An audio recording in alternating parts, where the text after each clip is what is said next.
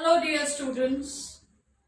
In today's class, we will look at some more properties related to order of an element.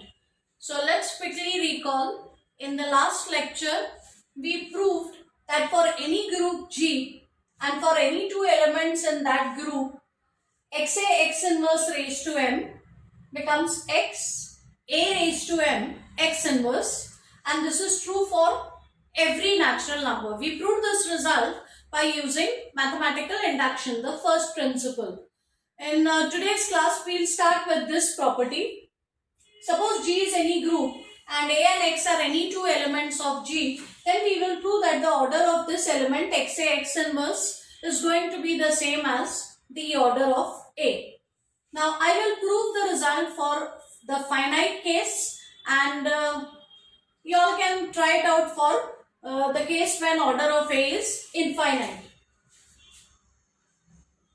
So let order of A be equal to, let's take it as m, and order of xa x inverse be equal to n. You may of course ask me the question as to, if this is finite, why should the order of this element be finite? But I will answer that question shortly. So at the moment, let's just assume that if the order of this element is finite, the order of this element is also going to be finite. Okay. So remember, if order of A is equal to m, then m is going to be the least positive integer for which this equation is satisfied. So because the order of A is m, this is going to be the smallest positive integer for which the equation is satisfied. Now let's look at xa x inverse raised to m. I'm going to make use of the previous result, which tells me that this will simplify to x a raised to m x inverse.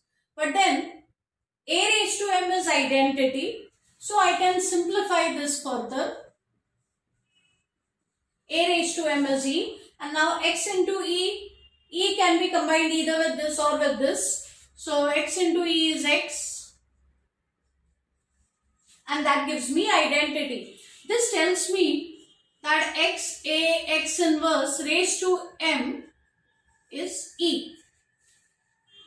So by the way, from here itself, it means that there is some positive integer which satisfies this equation. If there is one such positive integer, naturally it means that the order of this element is finite, because all we have to do is to look for the smallest such positive integer. So definitely the order of this element is going to be finite. So I know from here that the order is going to be finite, and I have taken the order to be n. Now if the order is n for this element, that means this should be the smallest positive integer that works for this element, right? If the order of this element is n, then this should be the smallest positive integer that works for this element. However, I have another positive integer which also satisfies the equation for this element, but this is the smallest for which the property works for this element. So n has to be less than or equal to m. So n is less than or equal to m, because n is the smallest integer which works for this element. M is an integer which works for this element. So n being the smallest, n has to be less than or equal to m. We will now similarly start with the fact that the order of this element is n. Let's begin with that. I know that the order of this element is n. That means xa x inverse raised to n is identity. You can of course simplify it in a slightly different manner, but I'm going to do it this way. So xa raised to n x inverse is e. Here I've used theorem 2, so I can take the power inside for the middle element. Okay. Now I will pre-multiply by x inverse. I want to get rid of this x from here.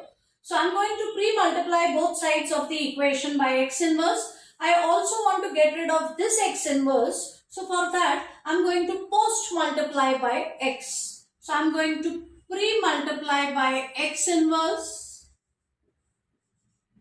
And I'm going to post-multiply by x.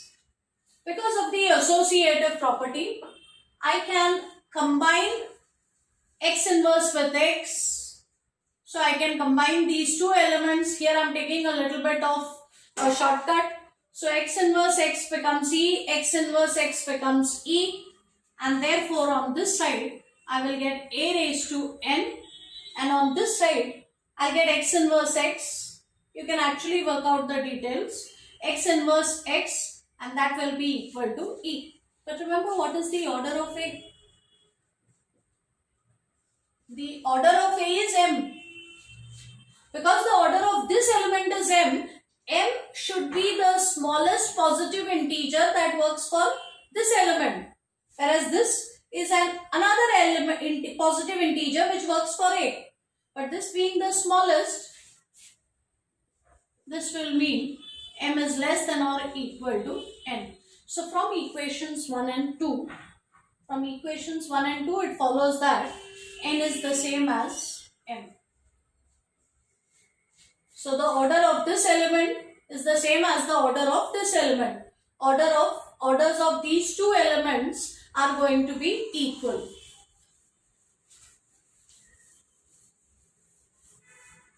Let me use this in the next result. Let G be a group. Let G be a group and A and B be two elements of G.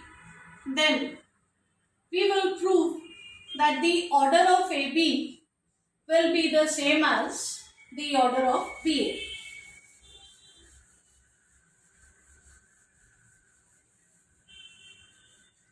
So let us prove that even if the group is not abelian, if the group is not abelian especially, there is no reason to believe that AB is going to be the same as BA. Yet we will prove that the order of this element has to be equal to the order of this element. And for this I am now going to make use of theorem 3.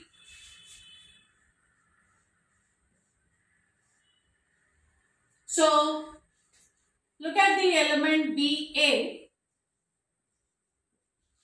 The element BA can always be written as BA identity. Identity can be introduced anywhere because identity times any other element is that element. So I introduce the identity here, and then for the identity, notice that it is okay to write BB inverse, because BB inverse will give me identity. Why am I doing all this? Just hang on for a moment. Now look at this element and make use of theorem 3. So by theorem 3, we know that order of this element. Now one has to cleverly write this as a product of 3 elements. So this can be written as B, AB, B inverse. So I have written it as a product of 3 elements where in the middle I have the element AB. So this equation looks something like this. So it is first element, second element, and my third element is inverse of the first. It is like XA, X inverse. Okay. So from theorem 3, we know that if I have 3 elements like that in the product, XA, X inverse, then the order of this element is the same as the order of the element in the middle. So if I have a combination like XA, X inverse, third element should be the inverse of the first. So if I have an element like this, then the order of this element has to be equal to the order of the middle element. And therefore by that theorem, this will be the same as the order of the middle element. The middle element for me in this expression is AB. But how much is B inverse? Look at this element. B inverse is the same as BA. So this side is the same as BA, and on this side I have AB. Therefore, the order of BA is going to be the same as the order of AB. So let's look at yet another interesting property of order of an element. I have written that down over here in theorem 5. This says, if G is a group and A happens to be an element of G whose order is n. So I specifically take an element in G whose order is n. Then I'm going to prove that if I take any other power of this which gives me the identity, then this will happen if and only if that power is a multiple of the order, or order divides that power. For example, if you recall that group G equal to 1 minus 1 I minus I with respect to multiplication. If not, you can go back to lecture 1 of chapter 3. So in this example, we had proved that the order of the element I is 4. You will, if you continue taking successive powers of I, you will notice that the next power of I that gives me identity, is 8.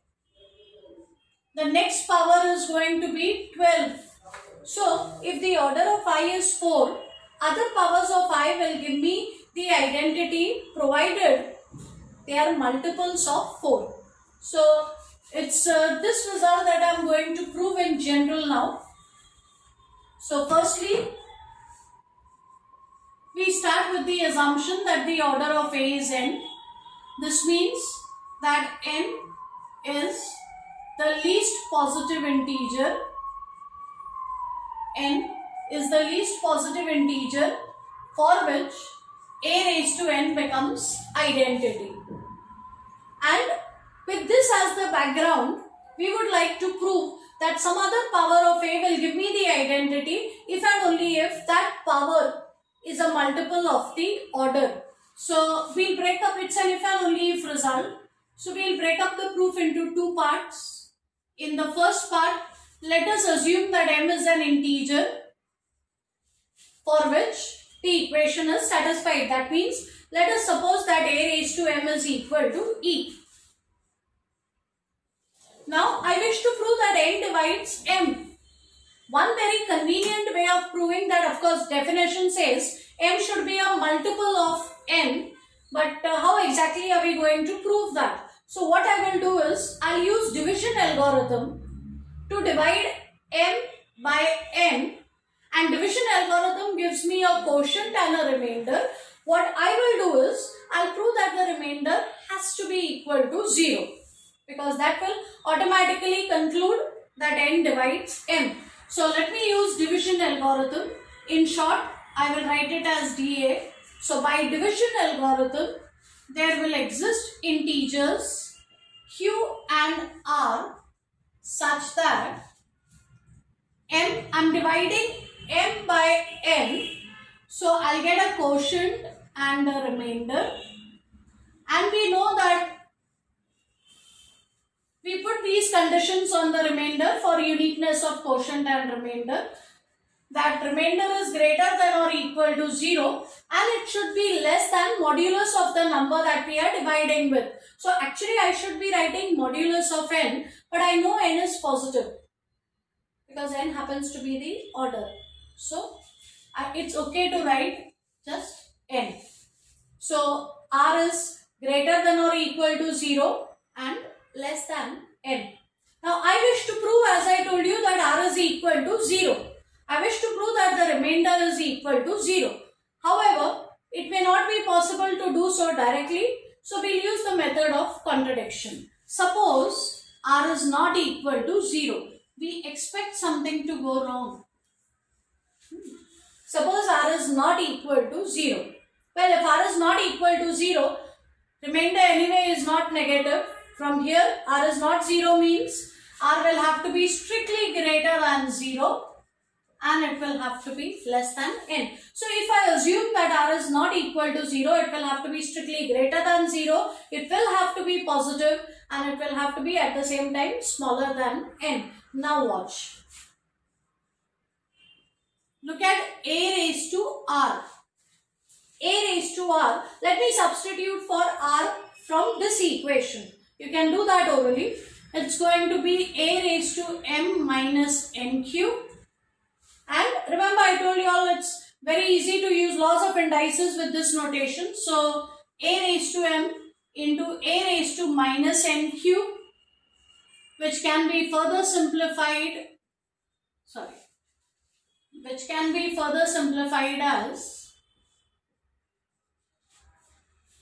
a raised to m, a raised to n raised to minus q. And now use equations 1 and 2. A raised to n is identity. A raised to m is also identity by assumption in this part. So this will be e raised to minus q. But identity raised to any power is going to remain identity, and therefore this will be equal to e. So there we are. A raised to r becomes e, and remember this r is positive and it is smaller than n. So r is a positive integer which satisfies this equation. But remember, the order of a is n. So n was supposed to be the smallest positive integer which satisfies this equation.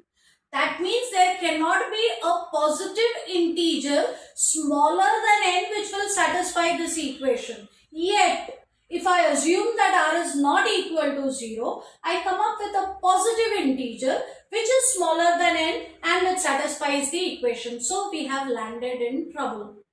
We get a contradiction. So this gives us a contradiction because we have found a positive integer smaller than n for which this equation is satisfied. So this contradiction tells us that our assumption is wrong. Our starting point is where we went wrong. That means this assumption is wrong. And if this assumption is wrong, what do you think is right? If this r not equal to 0 is wrong, obviously it means that r has to be equal to 0. So r will have to be equal to 0. And this will mean that m looks like n into q plus 0 or n times q or a multiple of n. And that is precisely what I wanted to prove in this part. That means m is a multiple of n or n is a divisor of m. So n divides m. And that's the proof of part 1. Let's now quickly prove part 2. Part 2 is the easier part. In this part, let me assume that n divides m. So in the second part, our assumption is going to be that n is a divisor of m, and this is what we intend to prove. We wish to prove that a raised to m becomes identity. But first, let's use the definition of divisibility.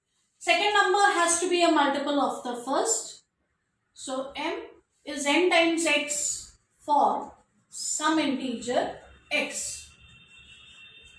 We are assuming that n divides m, so m has to be an integral multiple of n. And now look at a raised to m.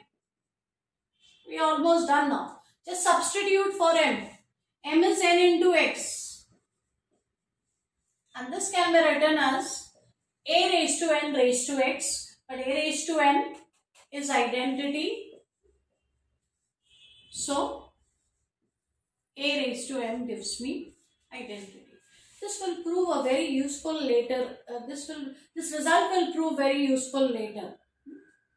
So that's all for now. In the next lecture, we will start with cyclic groups, the definition, and we'll look at several examples. That's all for now. Thank you.